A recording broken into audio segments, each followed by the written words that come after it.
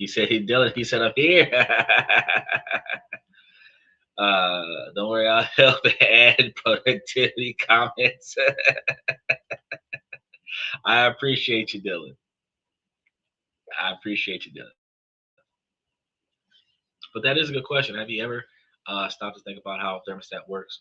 It's a simple gadget with a profound job. You set it to say 72 degrees, and it works tirelessly, right, to keep the room at the exact temperature. If it gets too cold, the heat kicks on. Too hot, the AC starts up. Its entire purpose is to regulate the environment to match the preset standards. Well, the people you surround yourself with are your life's thermostat. Uh, they set the temperature for your ambition, your beliefs, and what you think is even possible. Because if you spend your time with people who set a dial to average, your life will, at best, be lukewarm. And your goals will be tame, your discipline will be spotty, and your vision for the future will be blurred. But if you surround yourself with winners, and if you intentionally put yourself in a room where the temperature is set to extraordinary, you're about to turn up the heat on every part of your life. And he says, I have heard of a thermostat. I just have never touched one. I'm too scared. So hold on, Dylan. Why are you scared to touch the thermostat? Because that's the AC button on the wall in your house. You're too scared to change the temperature in your house. Because sometimes when you're in a social group where you're scared to turn it up a notch, you can find yourself resenting stagnation because you're not growing the way you could.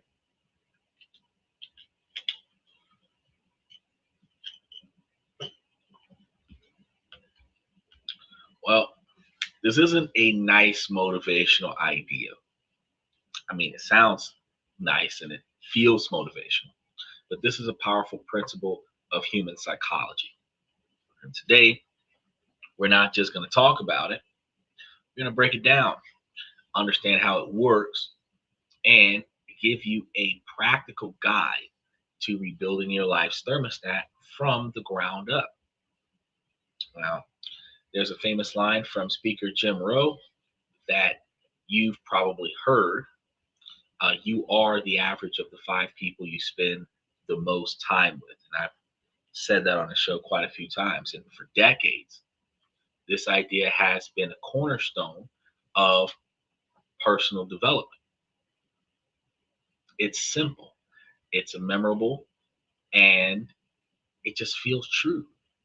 The people you eat with, brainstorm with, and confide in, their habits and attitudes innovatively seep into your own life. Their standards slowly become your standards. The idea is so powerful that some have even suggested the people we associate with can be one of the biggest factors in our success or our failure. Now, this isn't a minor influence, it's a major force shaping your path. Now, some people argue this idea needs an update for our modern world. And they say that you aren't the average of 5 people, but the average of the 5 purposes or activities that you pour your energy into. And I think there's a lot of truth to that as well, because your identity really does grow from the inside out, from the things that light you up. But here's the key: the point where both ideas come together is that right people are the catalyst that help you find the clarity and act on your purpose. Now, they don't hand you your purpose, but they create the environment where it can finally take root and flourish. So I can tell you this form from myself and my own experience that this is, in fact, a true concept. Now, a lot of us have had a time in our lives where we felt completely stuck and we felt ambition and ideas were there, but no momentum to take action on. We all can remember a time where we just were adrift, where our days were filled with conversations that went absolutely nowhere, complaining about the jobs, debating about the news, complaining about politics, and endless talking about problems without ever looking for solutions. We've noticed that we've been in circles that were comfortable and familiar, but it was a circle of co-rumination, a term psychologists use for when we get together and just talk about everything that's going wrong. It felt like we were connecting. Really, we were just stuck in a shared echo chamber of stagnation. Now, the change doesn't happen overnight. It's going to be a slow, deliberate process of changing the inputs. And it starts with one podcast from an entrepreneur that you guys would admire. Then it leads to a book that challenges your thinking. Then you start looking for different conversations. You might find one person at the gym who was incredibly disciplined and just started asking that person simple questions. Nothing profound, just stuff like how do you stay so consistent, or what's going through your head on a day you don't feel like showing up. Those small changes create a ripple effect. New inputs change your thoughts. New thoughts lead to better questions. Better questions leads to different people who can give you better answers. And it was a conscious choice to change the settings on your lives, which ideally changes the temperature on that thermostat. It's going to feel like walking out of a stuffy, lukewarm room and into a crisp, cool air of possibilities. Now, this journey isn't magic. It's a methodical process of designing an environment. And you're doing this for yourself. And it's a process that's available to anybody starting today, matter of fact. Because before we can build a new environment, we have to see the invisible architecture of the ones that we're in right now. Social influence is one of the most powerful forces shaping your reality. And it often works on a subconscious level, guiding your choices without you even noticing. So to take control, you first have to see how it works, how all of it works, as a matter of fact. The why of social influence is the deep psychology. So the why is this average of 5 ideas so powerful? It's more than just peer pressure. It's about deep psychological drives that are baked into our DNA for survival. So first, your brain activity starts to look like your friend's brain activity. And this isn't a metaphor. Studies using fMRI scans have found something fascinating. When people are close, their brains show more similar neural responses when watching the same videos or hearing the same stories. And this phenomenon, sometimes called neural homophilia, means your attention patterns and emotional reactions start to align. You find the same things funny, you notice the same details, you start to think like them, and you value what they value. Not because you're forced to, but because your brain is adapting to your tribe. Second, we're driven by two powerful types of social influence: informational and narrative. Informational influence is our desire to be right. In new or confusing situations, we look to others for clues on how to act. If everyone in your circle thinks starting a business is impossible, or that a 9 to 5 is the only safe path,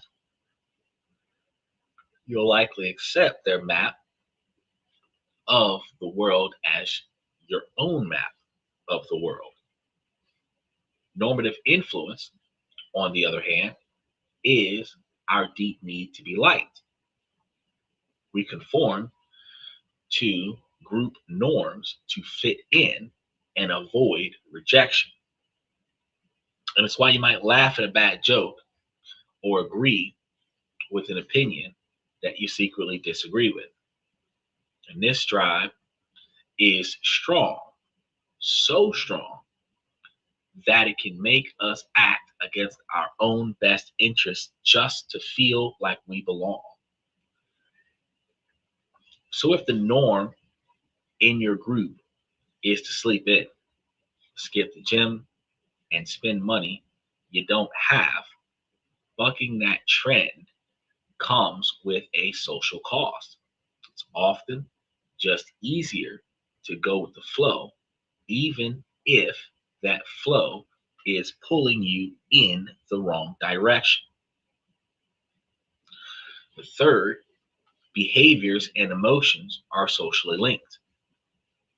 So, in a famous analysis from the Framingham Heart Study, researchers Nicholas Christakis and James Fowler reported a powerful link between social ties and health outcomes. So, for instance, they suggested that if you have a close friend and that person becomes obsessed or obese, your own chances of doing the same increases significantly. Now, scientists still debate the exact numbers and causes, but it is directly influenced. Or do people with similar lifestyles just tend to be friends? That's always a coincidence too. But the core findings highlights a powerful connection. We see similar patterns for thinking like happiness and smoking. Behaviors and habits are strongly associated with our social networks, which is one of the reasons why, if you want to quit certain bad habits, you have to quit hanging around the friends that strongly support that bad habit. The pain points are the signs that your thermostat is set too low. So, how can you tell if your environment is holding you back? There are a few clear signs. Your thermostat is stuck on lukewarm. So let's dig into that, because the most sneaky one is the circle of co-rumination. And this is the dynamic where friends get together and just talk endlessly about their problems and how bad things are on the surface. And it feels supportive, but while you feel understood and validated, the dark side is that this habit can amplify anxiety and depression. By constantly focusing on the negative, you're training your brain to scan the world for threats. Those conversations are about blame, blaming the economy, the boss, the system, never about ownership or solution. So if your chats leave you feeling validated, but also powerless, you might be stuck in a co rumination circle. So the second sign is the presence of the subtle dream killers.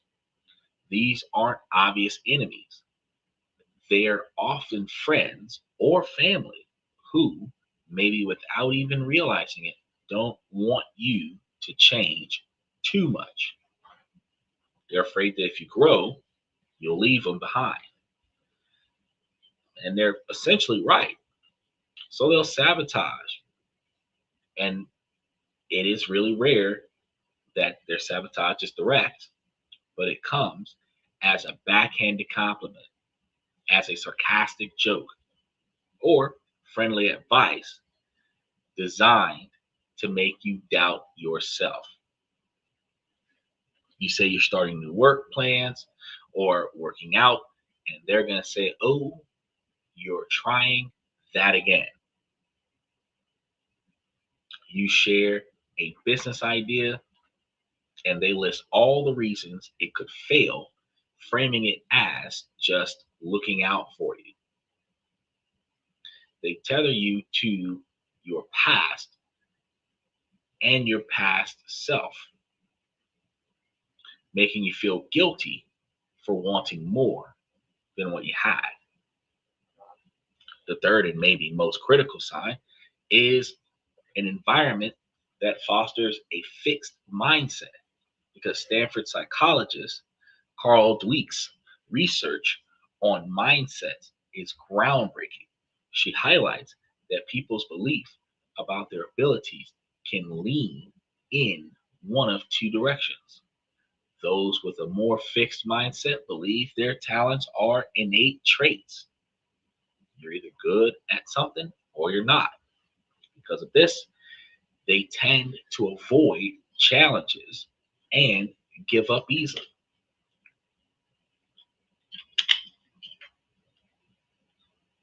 On the flip side, people with a growth mindset believe their abilities can be developed through hard work.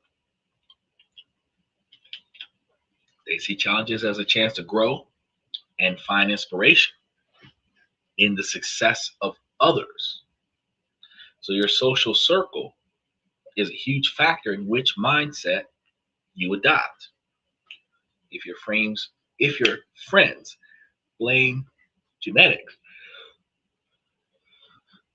for being out of shape or bad luck for their money problems, you're going to be in a fixed mindset incubator.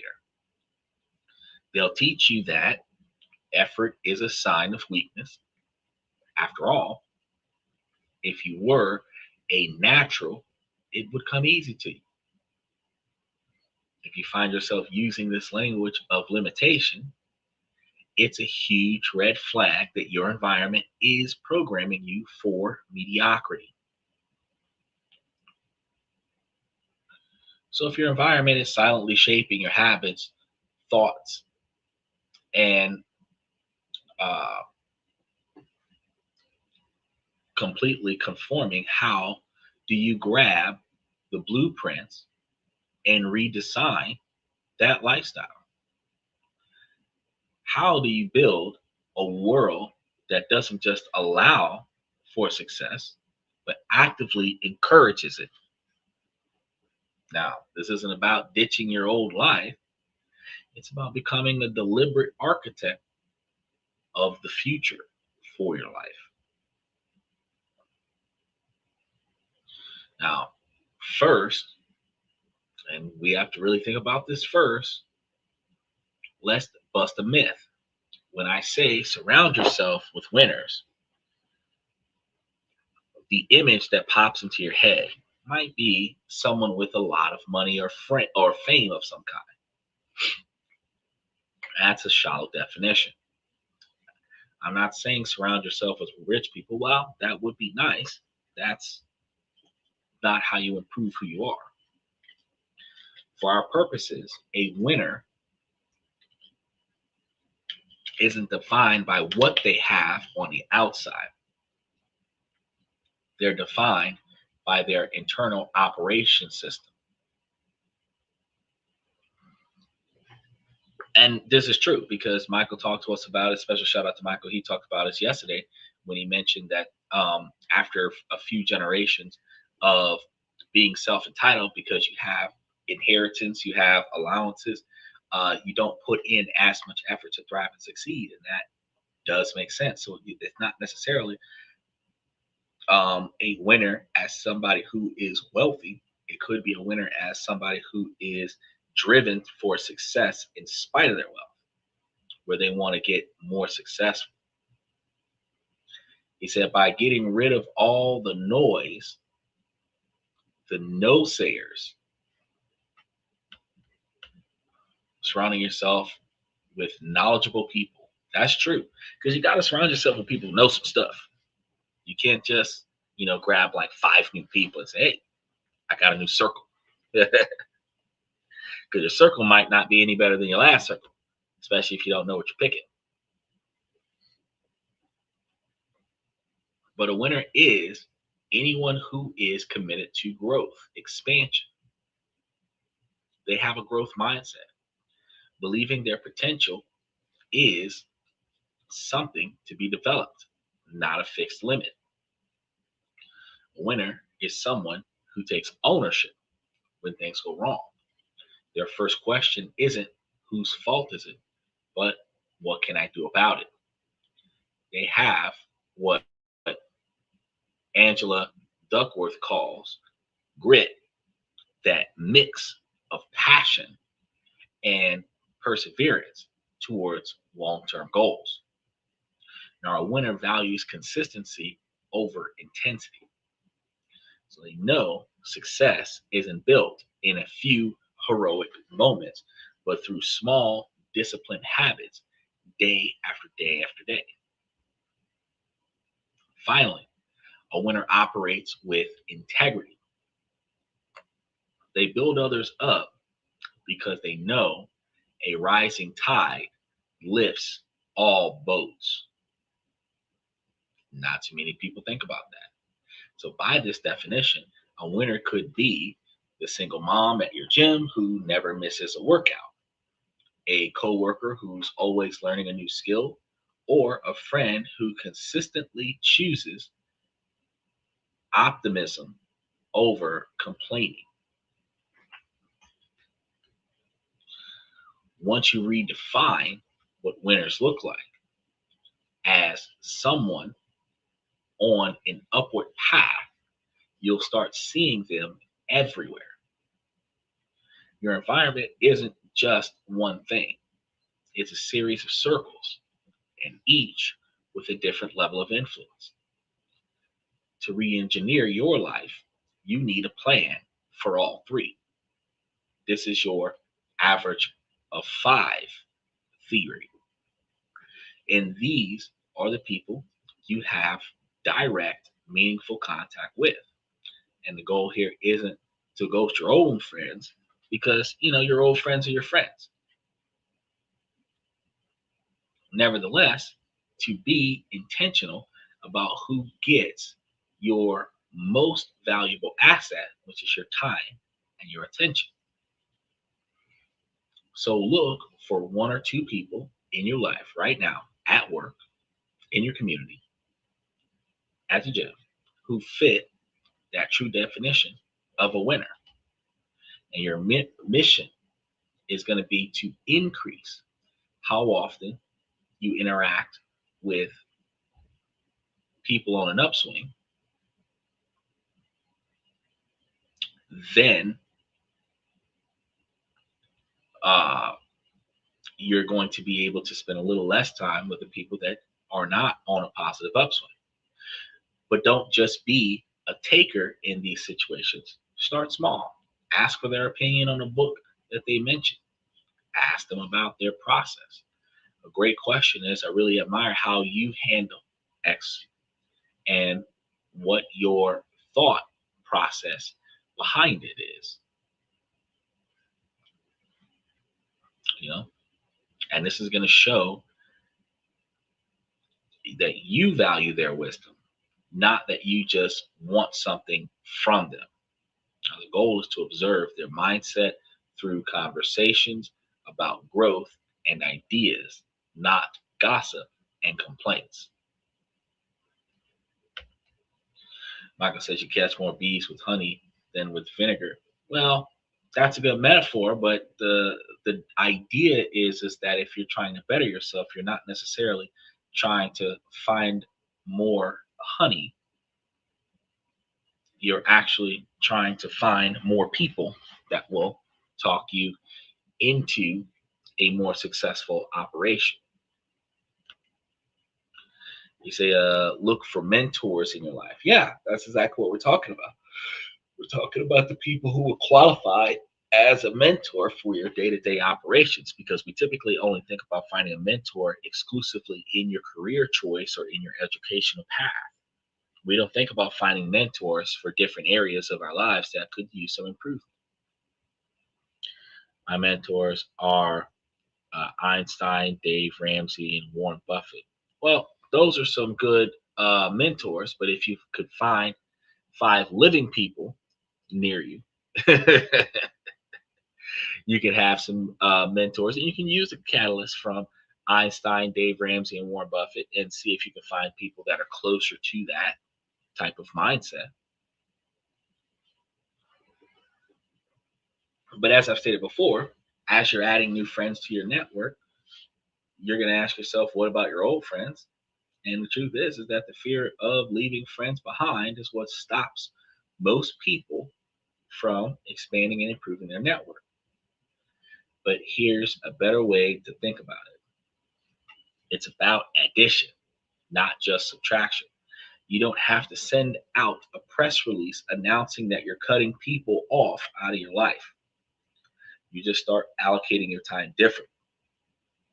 Maybe you reduce the co-rumination sessions from 3 times a week to once a month, and use that time for a mastermind group or a weekly coffee with a mentor. It's okay to have fun with your friends. It's okay to check out and not apply yourself with your friends some of the time, and experience growth with your friends in other times. He said, old friends died. Well, that's because you're 71. But since none of your old friends had good enough health to make it to 71, you need to find some more friends that could potentially be in the 71-year-old age, where you can just simply learn something different. But you could also find some like me and other people that are a few years younger than you, but still have ideas that you can benefit from. I should have made me some coffee before the show.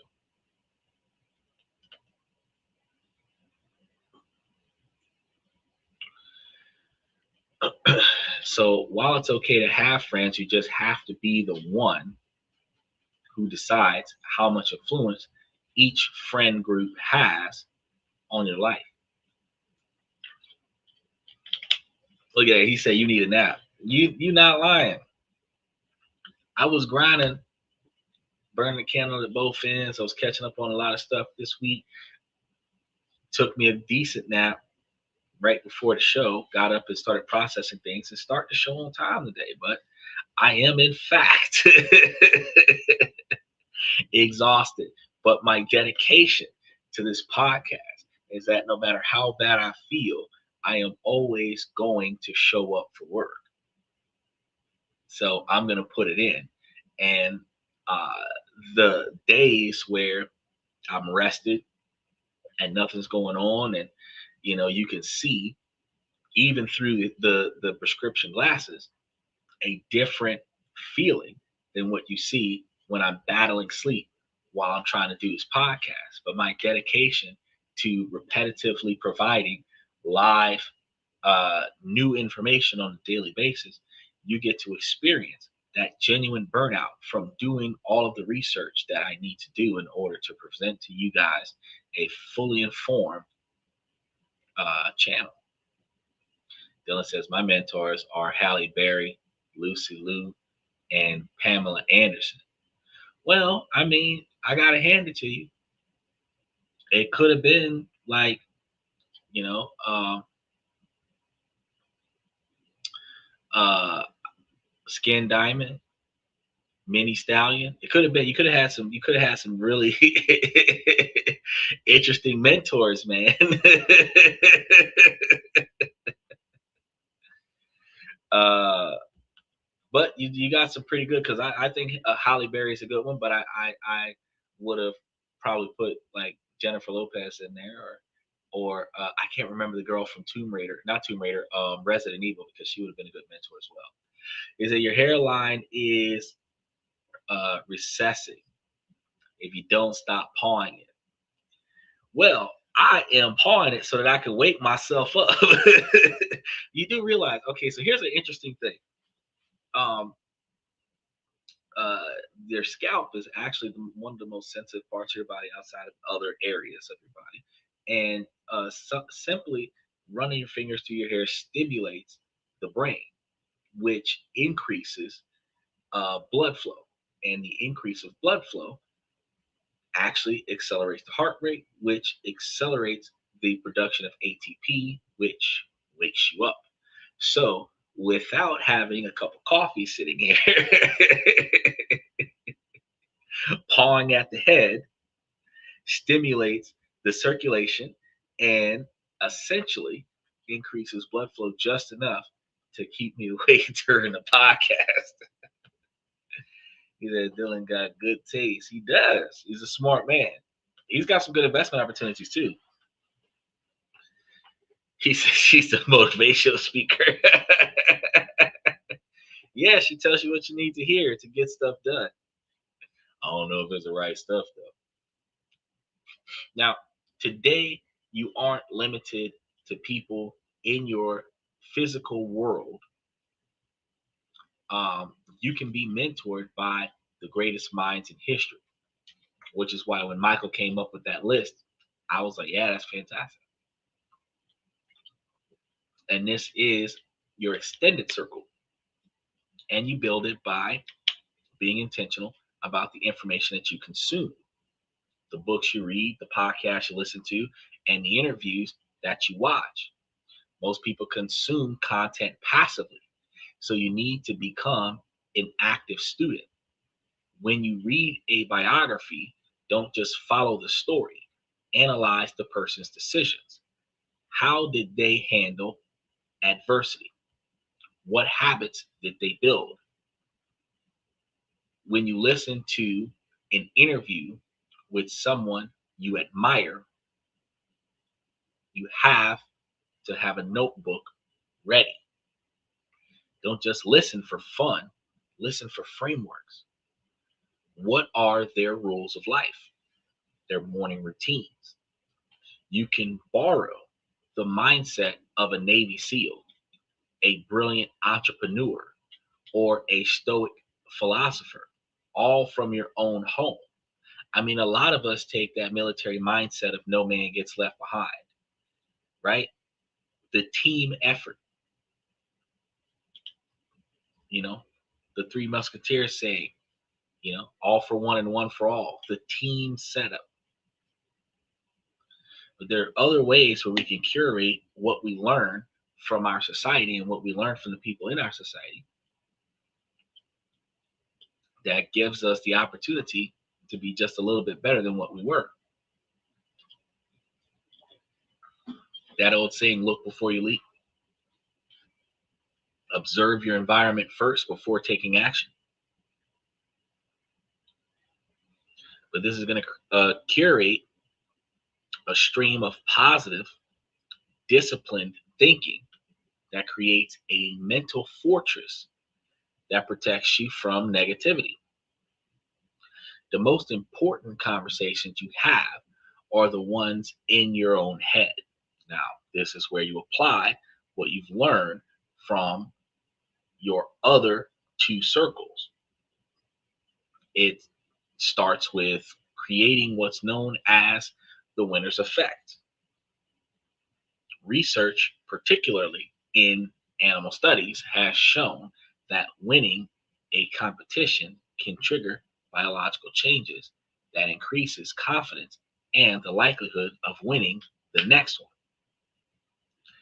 While the effect in humans is more complex, we can still use this principle. So you can intentionally create this feeling by engineering small, undeniable wins every single day. Now, the act of winning is more important than the size of the victory. That's one of the reasons why people give you the simplest chore. Make your bed.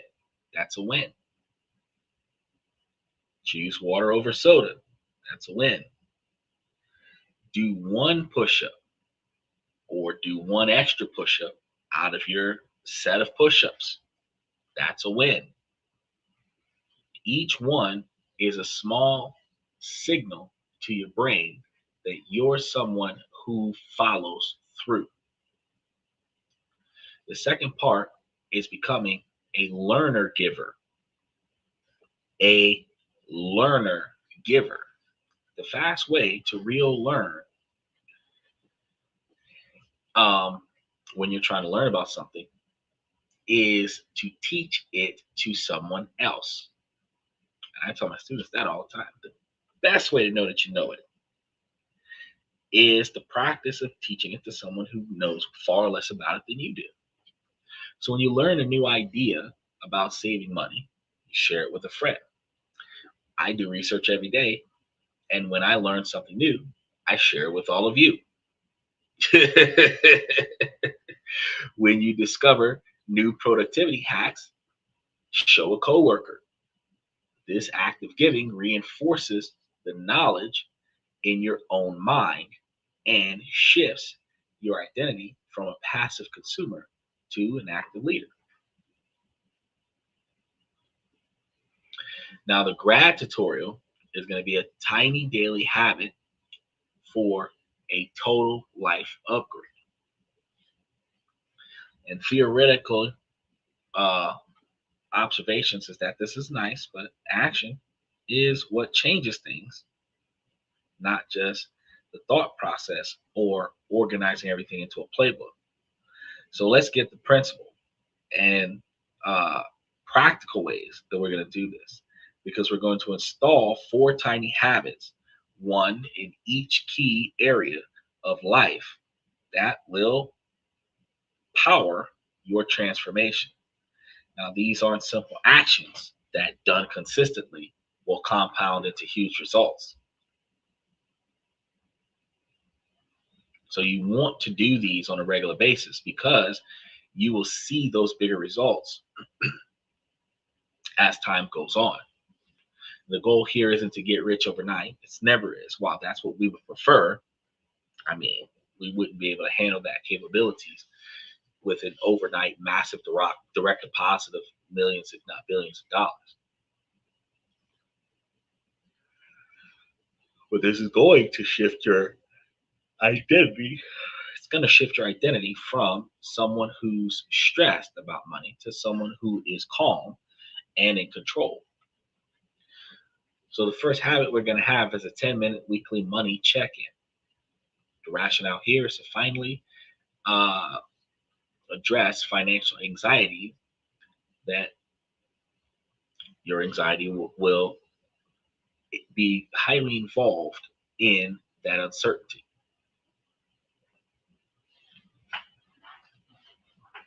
So we avoid looking at our bank accounts because we're afraid of what we might see when we're dealing with financial anxiety.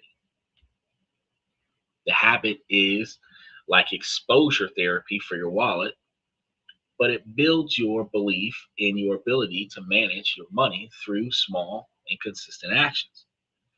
So when you're scheduling it, you want to put a reoccurring 10-minute appointment in your calendar for the same time each week. Maybe Sunday morning works great. Treat it like an appointment that you can't miss. During a ritual, there's 10 minutes. Do 3 minute, uh, three things over the course of the 10 minutes. Some of them are going to be a few minutes. First, you want to open your bank account app. Just look at your balances. No judgment, no panic, just look. Second, quickly review your spending from the past week. Just notice it. The goal is awareness, not shame. And since you're looking at your own bank account by yourself, you can navigate the changes that you need here. But the third thing is to take one tiny passive action.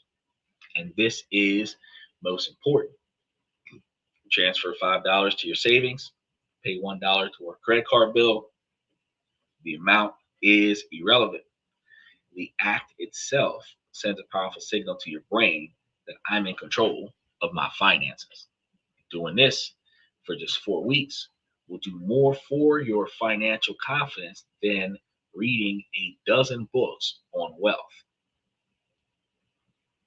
So you're providing yourself or proving to yourself through action that you are in charge.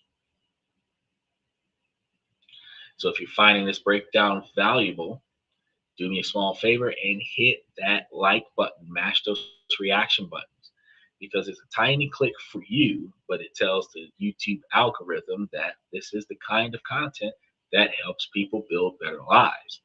And it helps us reach more people just like you. Now, let's get back to that blueprint. We're going to talk about confidence.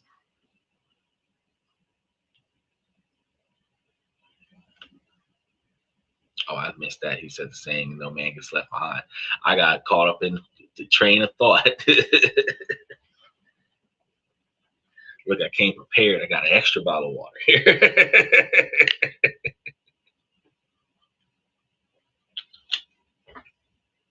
So here's something that I've learned since we're talking about it, before we get going on this confidence thing. Your body builds its natural sugars, right? When you consume a lot of artificial sugars, it replaces the quantity of sugars that your body produces. Then, when you stop consuming those sugars, your body's not producing additional sugars because you had an abundance of sugars. And because you have a reduced quantity of sugar in your system, you're not able to stay awake. Yeah.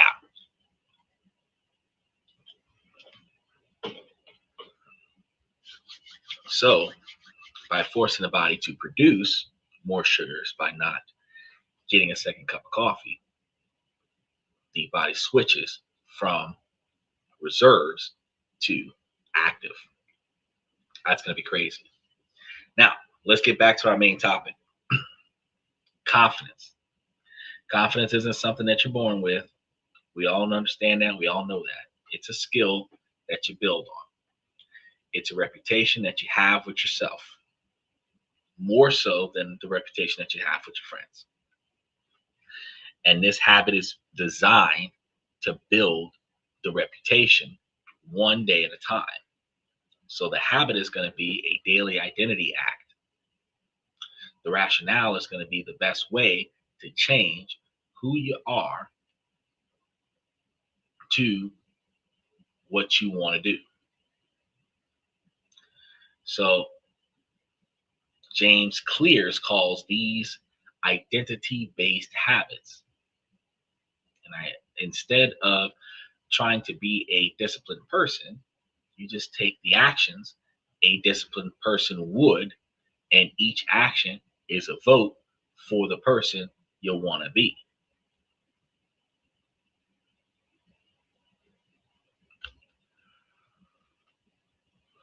What is that? At Nozine.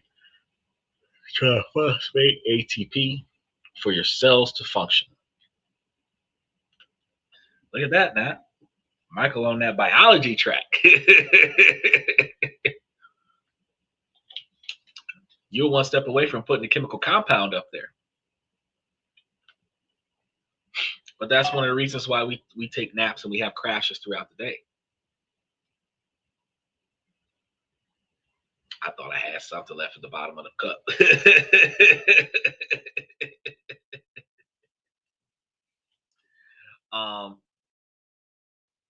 When you define the identity that you want to have, it's simple. You want to pick one identity, be specific about it. It's not just healthy, but I am an athlete. That's what I'm talking about. You don't want to just identify yourself as healthy. You want to identify yourself as an athlete. You're not trying to identify yourself as just smart. You want to identify yourself as I am a learner. Who are you when you're identifying yourself? Okay. Now, identifying the micro actions is going to be what is the smallest and easiest action that the identity would take on every day. Athlete does a push-up, ties a shoe. A learner reads one page, writes a paper. A writer writes one sentence. And it should be so easy that you can't say no. You should have so much pent-up motivation that you do more than one push-up. You read more than one page. You write more than one sentence.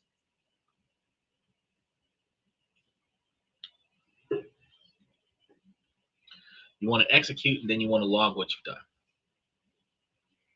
Do the action. Then, and this is very key, open a note on your phone, call it My Wins, and write down or type in your phone what it was. For example, December 18th, read one page. I am a learner.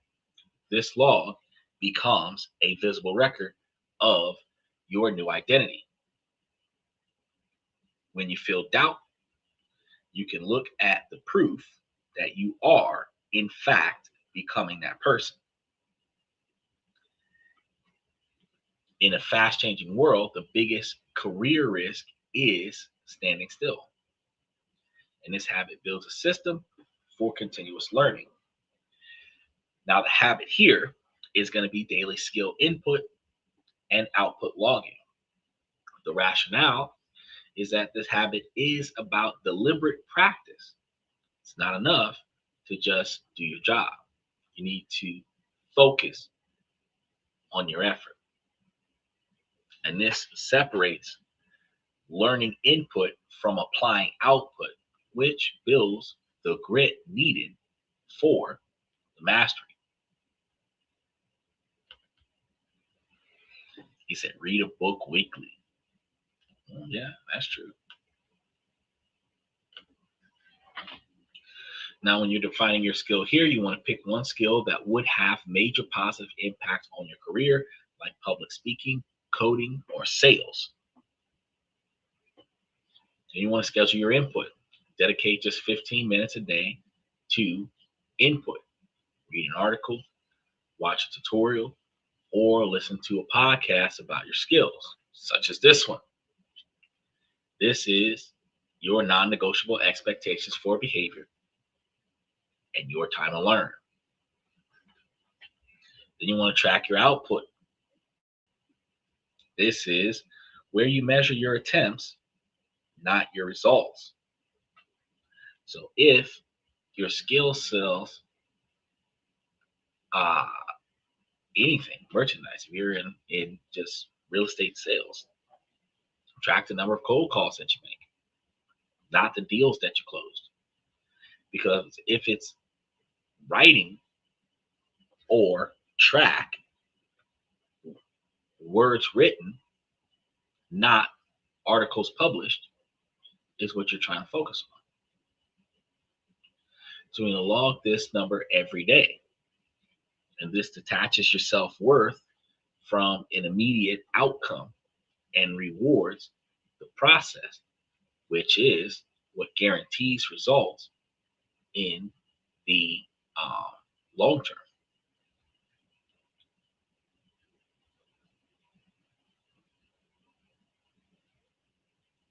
He said, do you sleep in that shirt? No. I don't come to the podcast with pajama shirts on. I don't even sleep in this chair. But I am trying to trigger some motivation to stay awake because it is late. We've been grinding since this time yesterday. But I did get some new stuff up on the show. So you got some new videos that just got released. You've got the SEOs tied up for a lot of shows coming up this week. There's some more information that I'm gathering to put up into the comment section to revolve around. So there's a lot of stuff going on. Now, your energy is your most valuable resource, as you can see in my struggle.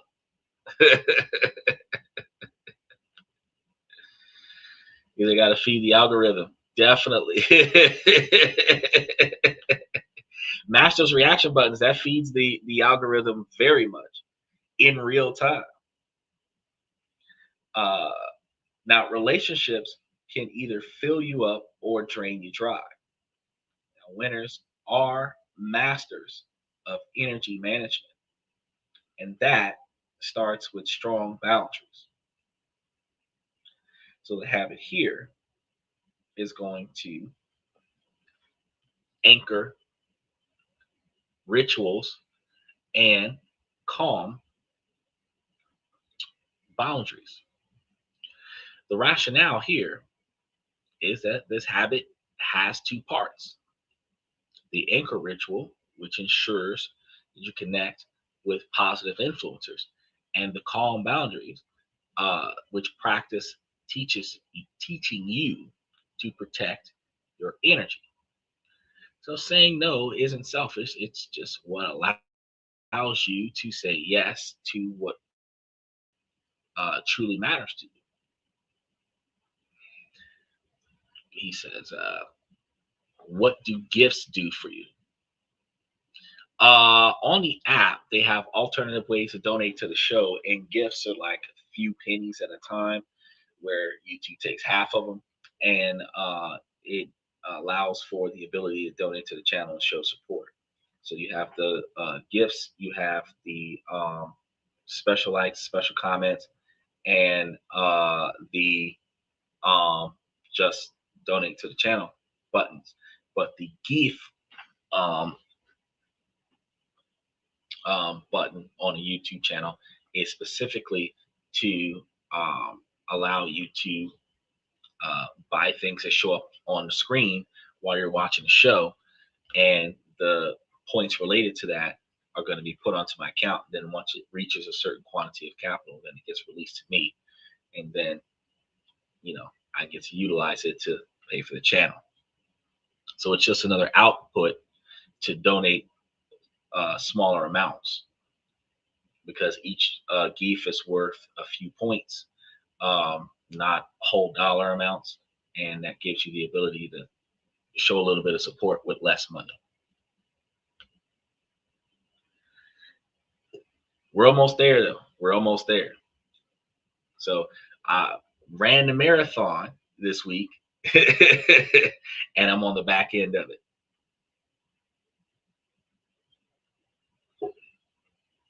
Got enough sugar at the bottom of that cup from my last cup of coffee to get us through the last 9 pages that we have on tonight's show. Now, establish an anchor ritual is going to be identifying one person in your life who consistently lifts you up. This is somebody that's going to be providing you with positive feedback. Schedule a reoccurring anchor ritual with them, because it could be a 15-minute call every Friday, or every daily text that you share a win with. And this acts as a positive anchor in your week. So no matter how bad it gets, you do a good job of it.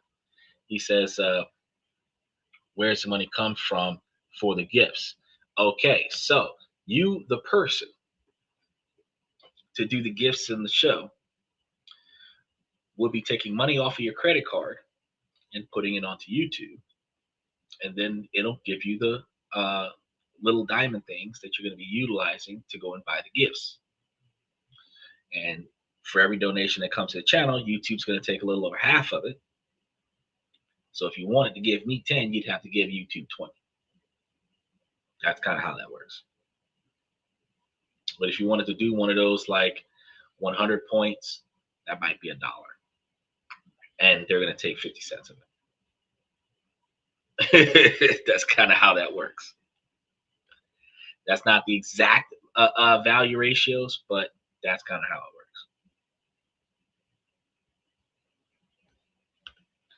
Now you want to practice the calm boundaries. So for 1 week, your goal is to stop saying yes to everybody, and especially immediately in new request situations. Instead, use a buffer phrase. Your go-to line is something like, "Thank you for thinking of me. Let me check my schedule and get back to you." Even if it's a once in a lifetime, this moment will pass you by kind of statement, fact is that you've got to do your digging and make sure that you don't have anything else planned before you can commit. And if you don't have enough time to commit, then the answer is no. This is a simple phrase that becomes a massive game changer. It creates a space between the request and your response. So in that space, you can intentionally decide if the request aligns with your goals instead of just reacting out of a desire to please people.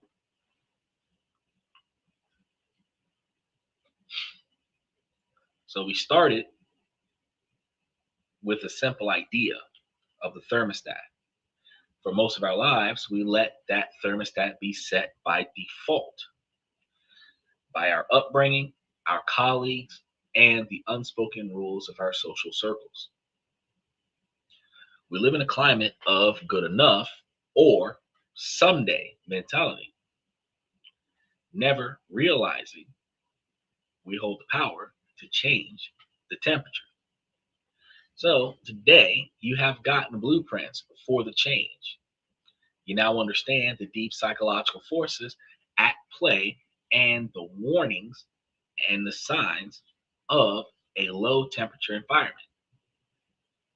But more importantly, you have the architect's tools. So you know a winner is simply someone who's on a path of growth. And that winner can redesign your world by being intentional with your 3 circles of influence. So you can curate your inner circle, build an extended circle of mentors, and master your internal circle with a small daily win. And most powerful, you have 4 simple daily habits that can be the engine of your transformation. That 10-minute money check-in, the daily identity act, the daily skill log, and the practice of calm boundaries. The journey to reshape your life doesn't start with some giant leap. It is going to start with your first decisions. And it starts with changing the settings on your thermostat by a single degree. In the upward fashion, the path to an extraordinary life is paved with ordinary, consistent action. The people who have what you want aren't a different species. They are just operating with better habits in a higher standard of environment. So you now know how to build for the both of you. Exactly. Baby steps, but consistency in those baby steps. Notice how when people start teaching a child how to walk, they start walking without the child. If you coming, you're gonna have to come on here because I'm not about to wait for you and I'm not about to carry you. Y'all know that from my childhood. So here's my question to you guys.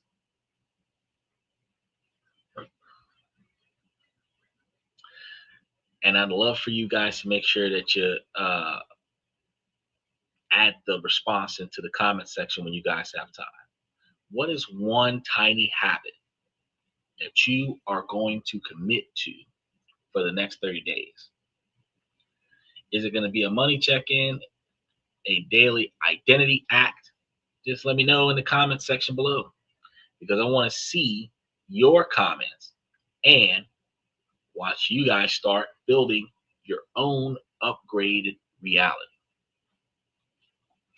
And if tonight's video gave you a blueprint for your own success, make sure that you subscribe and turn on notifications on because we are just getting started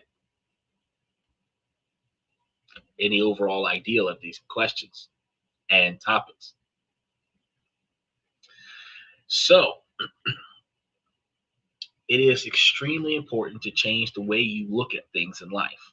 So instead of just assuming that the 5 or 10 people in your life need to be rich, you need to be able to jump in there and communicate with the individuals who already have a game plan, and whatever the strategy is to make certain areas of their life better, that's what you want to incorporate in.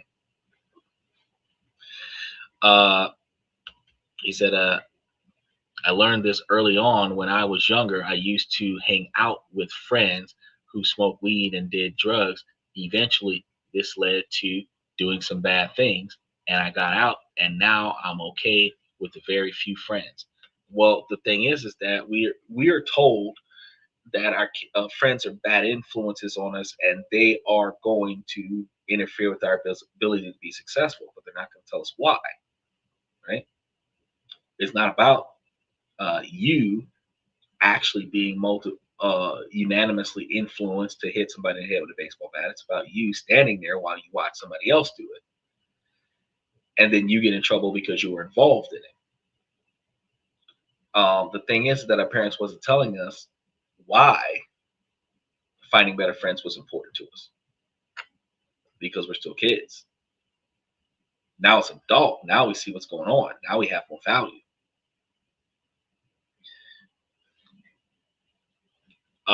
But there's a lot of us that while we were taught about this early on in life, we haven't been implementing that in our daily life as adults.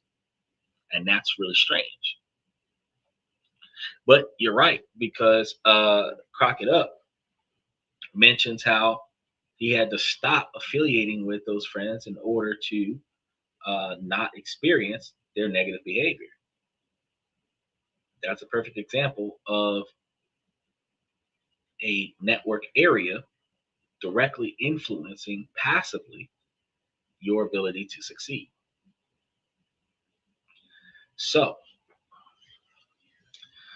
that's all I have for you guys for tonight.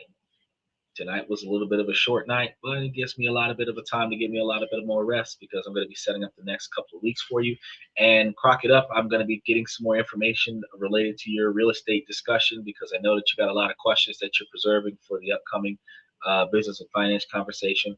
And I'm going to be curating some information that can help with your ability to get in there. A lot of times that you have to have space for yourself. You have to have space to grow. You have to have space to recover from everything you've been through, whether it was chaos or whether it was daily operations. The more mental stress that you're under, the more mental effort that you put into your own success, the more exhausted that you're becoming, which is one of the reasons why I'm burnt out myself. It is tough to find like-minded people, but you're not looking for like-minded people. He said, though, what you recommend to meet like-minded people for me isn't tough to find. I'm not asking you to find like-minded people. I'm asking you to find people that have the characteristics that you wish you had, that you recognize that you don't have. The things about other people that you believe make them a better person. Those things that you would want to incorporate into yourself. That is what I'm telling you to find. So, you've got a person who is dedicated to the cause, someone like me. You come and find out, how do I stay motivated to show up every day? You find somebody who um, goes the extra mile, or handles a lot of tasks at the same time. How do you stay focused? How do you put the right amount of effort into each individual task when you're always handling multiple tasks at the same time? These uh, are the types of people that you're trying to find. You're not just looking for a person just because they're rich, and you're not looking for a person that wants to get rich the way you want to get rich. You're not looking for a financial investor. You're looking for a mental motivator. So you find somebody who's always on the grind, like a telemarketer. How do you come to work every day and pitch a product that nobody wants? You know what I'm saying? The drive and the motivation that you have to show up and do this every day, knowing that you're going to be rejected more often than not. That's what we're talking about. And there's anything. You have people with different spending habits. You have people with different driving habits. You have people with different ways of handling things. Like, some people might use a firearm to resolve their conversation, and some people might actually talk it out.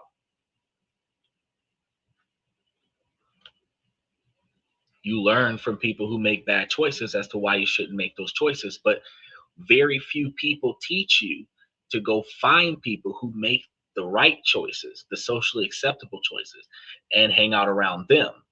That is what we're missing, and that's what I'm talking to you about today. He said, just to rest. Yep. Have a good night. I appreciate you coming, Crock It Up. Well, I am glad I switched to Geico. I saved 15% of my car insurance. Well, you know what, Dylan? I switched to USAA and I saved 35. Yeah. My insurance was so cheap for the upcoming 6 months from January to June that I was able to pay all of it at one time. I was shocked. He said, my foot is a great motivator, but your foot is always underneath your behind. And you can't always kick your own behind. You can try, but what would get you motivated? It's like if you seen somebody walking into a building and walking back out with $5,000. You're going to go to those people and be like, hey, how did you get that money? And they're going to tell you. All I had to do is just walk in, and they handed me a bag, and I walked back out. Now, that opportunity would have never crossed your path if you wasn't asking questions from the characteristics of, this person's always got money. I see him go into that bank and come out with stacks of cash on a regular basis. How do you do it? And he's like, I just walk in the bank and they just hand it to me. Now, what will happen is you're going to start doing the same thing because you admire the fact that this guy's got an opportunity that you don't have. Then you're going to replicate what he did. That's how you end up becoming successful. He said, I avoid all fights with people by giving them snack size Snickers. That might work because mama said, make friends with your enemy. Give the teacher an apple if the teacher's giving you an F. is I switch to the general. So if I ever get pulled over, I tell them, you need to talk to the general if you make me late. Ah, I call my pistol human resources. So let you marinate on that for a little bit because in a conversation, when the conversation isn't going in a positive fashion, I would ask the regular question: would you like for me to introduce you to human resources? Because my human resources will help regulate your problem. They're thinking that I'm going to put them on a call center. Nah. There's already two 20-foot deep holes dug in the backyard. There's going to be no calls made.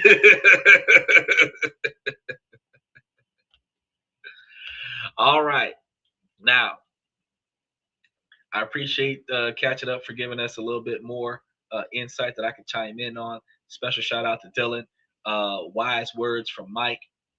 I really appreciate you guys coming to the show. On my way out, I want to say, ladies, as long as the situation doesn't make sense, I'm going to keep asking you ladies to make it make sense. So ladies say, ladies, please make it make sense. He said, tell them your wife is giving birth, then just ask for the single moms at the delivery ward. Well, you could try that. What you also could do is tell them that you got notification that there's a break-in. You have to show them that break-in, but then they'll let you go. Or what I did one day, and this only worked for me one time because I've only done it one time. I was racing through the streets and I got pulled over. Uh, you have a good night, Michael. And when I got pulled over, they asked me what was the emergency. And I explained that I did not have an emergency, that I was venting. I got on the overpass about 6 exits ago. It's a straight shot. I'm going to get off at the next overpass and then take my behind back home. I told the officer, I said, I thought that it would have been more effective for my relationship to punch my gas pedal than to punch my wife. He said, give it another lap. I'll let everybody else know. You have a good night. I was able to race back down that exact same overpass and take my car back to the house. I figured racing the car around the neighborhood, and I did it on an open freeway. I figured racing the car up and down the neighborhood was better than beating on my spouse. Now, while I understand that'll get me a ticket, the ideology was it's the middle of the night. I'm the only car on the road. If I can get my anger out, go back to the house, go to bed, everybody's happy, no problems. He bought it. I didn't have a girlfriend or a wife at the house. I was just racing cars in the middle of the night like Tokyo Extreme Racer. But the fact is, I blew an undercover squad car on a freeway and he let me go without a ticket. That's it. That's it. He said I can't be arrested because in jail they don't have my size trousers to hold my trouser snake. Well, they got duct tape so they can tape your trouser snake to your leg. You got to be careful with that though, because if your trouser snake is exposed, you might have some diddy problems. All right, now tomorrow is Sunday, guys, and tomorrow we're going to be doing questions and comments from the fans. I'm going to have some deep nights rest so that I'm going to be rested for tomorrow. And I'm going to be taking some time to set up the next couple of weeks. That way I have the ability to get a lot more rest so that I won't be so tired on the show. And I'm going to make sure that I get myself some coffee before the show so that I have something to keep me up and motivated. He said duct tape has been banned by Geneva Conventions. Okay, I tell you what, where there's no duct tape, there's Flex Seal. So you can just Flex Seal it around your leg there. If it stops leaks, it stops dribble.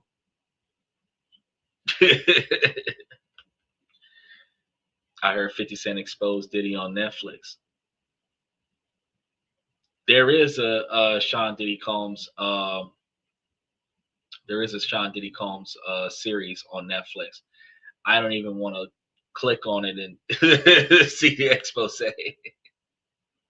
What time do you start? Okay, so typically we try to start at the top of the hour, which is supposed to be about 11 o'clock Eastern Standard Time or 10 o'clock Central Standard Time.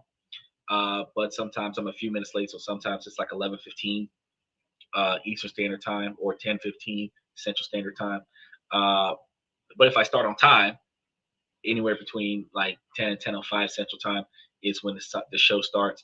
Because if I started like before 10 o'clock, the 4-minute intro music, which is actually very good beat to listen to, it was made for me from alanito.music over in Switzerland. And if it's a good beat, like you listen to the song and everything, and then right at 10 o'clock the show starts. Or if I start the show exactly at 10 o'clock, because it's a 4-minute beat, the show will actually start right after the 4-minute intro, and then I'll be on at 10:05 Central Time. So that's one of the reasons why I'm going to be trying to put some extra effort into advanced uh, setting up of the scripts and content and stuff that I'm going to be presenting on the show. That way, I'm not putting it together the day of the show, which allows me to get to the show on time more often than not. So behind the scenes work, there's a lot of behind the scenes work because I'm like a one-man mission right here. And then I have the contracts I got to do because I teach. I got to grade homework and all this other stuff. So there's a lot of stuff going on. There's a lot of stuff going on. But I mean, I love what I do because I get here when I get here. And if y'all are here, y'all are here. And if y'all are not, y'all can always watch the show tomorrow because it's always going to be up there. But every night of the week, we start at the same time or around about the same time every night of the week. So don't ever think that the show's not going live. It's going live. You just got to give it a chance. He said, "Gross Flex Seal. That will kill my snake." No, the spray will, not the tape. Because you could also use that black electrical tape. He said, "Tomorrow's going to be a 24-hour stream." No, it is not. I don't think my voice can handle a 24-hour stream. I almost felt like I was losing my voice the other day, and I was like, nah, I can't do that. I'm gonna sit in the house and not talk to anybody until the podcast come on. My throat gotta heal. I can't just not do the show. It's like, oh, I was gonna do the show today, but I lost my voice. No, I'm gonna ruin my esophagus because I'm gonna finish that 2-hour podcast. There was special guest Kai sent. Who is that? Ammo Gold, Jake Paul, Andrew Tate, and Kim Kardashian. Oh, if you bring all of those people onto the show, oh, you damn right the show would be 24 hours. That'll be the last 24 hours if you put Andrew Tate on the show because, he banned from YouTube. So if I put him on my show, YouTube going to ban me too. Oh, shoot. All right, look, let me go ahead and wrap up this show. Everybody who wants to see all of the best parts about this show, make sure to swing by tomorrow. Monday, we're going to be dealing with the different topic in politics that's impacting our money. And then Tuesday is going to be the fantastic discussions that Crockett Up is going to be talking about with real estate, while I'm going to be talking about investment opportunities. I might just go ahead and do a whole investment opportunity about the real estate because I was going to be doing a dividend rotation strategy, but I want to cover Crockett Up's information. So I'll probably do like a first half of the segment related to dividend rotation strategy, and then a second half segment dealing with the real estate things, because I was just sitting over here thinking about today. One of the reasons why I wasn't sleeping was all the ways that you can own a deed, all the ways that you can buy it, and all the ways that you can sell it. Because one of the things I remember was a deed trust, and I'm going to want to talk to you about that deed trust. because a deed trust comes from a contract between you and a buyer where they rent to own the property, which helps with your in-house financing thing. So I want to talk to you about that stuff when we start talking about investing. So stay tuned. I want to thank you guys for coming to This and That. I'm your host, Xander, where we talk about this, that, and everything in between. And I'll see you guys tomorrow night.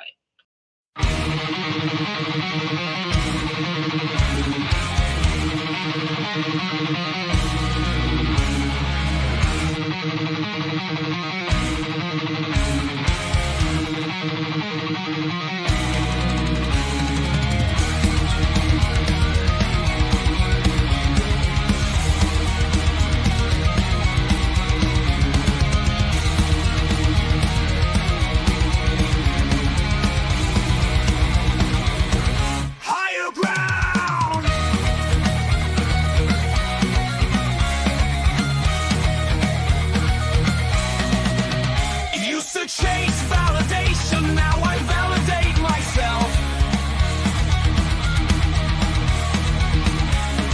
Building inner strength, putting doubt upon the shelf. No more unnecessary drama, no more wasted time. Climbing higher, constantly making my own climb.